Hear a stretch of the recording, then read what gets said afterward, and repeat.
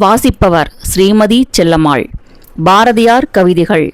குயில் பாட்டு. குயில் தன் பூர்வ ஜென்ம கதை உரைத்தல்.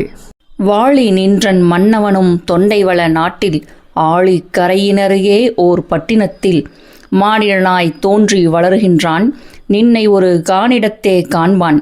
கனிந்து நீ பாடு நல்ல பாட்டினைதான் கேட்பான். பல வினையின் கட்டினால் மீட்டு நின் மேல் காதல் கொள்வான். மென்குயிலே என்று அந்த தென்பொதியை மாமுனிவர் செப்பினார். சாமி, குயிலுருவம் கொண்டேன் யான், கோமானோ மேன்மை பயிலும் மனித உரு பற்றி நின்றான். எம்முள்ளே காதலிசைத்தாலும் கடிமணந்தான் கூடாதாம். சாதற் பொழுதிலே தார் வேந்தன் கூறிய சொல் பொய்யாய் முடியாதோ என்று இசைத்தேன் புன்னகையில். ஐயர் உரைப்பார், அடி பேதாய், இப்பிறவி தன்னிலும் நீ விந்தகிரி சார்பினிலோர் வேடனுக்கு கன்னியெனத்தான் பிறந்தாய். கர்ம வசத்தினால் மாடன் குரங்கன் இருவருமே வன் பேயா காடுமலை சுற்றி வருகையிலே கண்டுகொண்டார் நின்னை அங்கே. இப்பிறப்பில் நீயும் பழமை போல் மன்னனையே சேர்வையென்று தாம் சூழ்ந்து மற்றவரும் நின்னை குயிலாக்கி நீ செல்லும் திக்கிலெல்லாம் நின்னுடனே சுற்றுகின்றார்.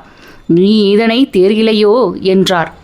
விதியே, இறந்தவர்தாம் வாழ்வாரை நின்று துயர் உறுத்தல் நீதியோ? பேய்கள் எனை பேதைப்படுத்தி பிறப்பை மறப்புறுத்தி வாதைப்படுத்தி வருமாயில் யான் எனது காதலனை காணுங்கால் காய் சினத்தாள் ஏதேனும் தீதிளைத்தாள் என் செய்வேன்? தேவரே, மற்ற இதற்கோர் மாற்றிலையோ என்று மருகி நான் கேட்கையிலே தேற்றமுறு மாமுனிவர் செப்புகின்றார்.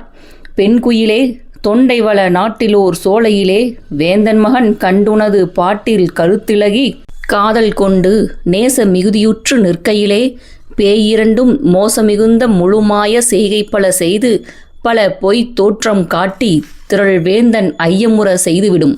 ஸ்ரீமதி செல்லம்மாள் தொடர்வாள். நன்றி, வணக்கம்.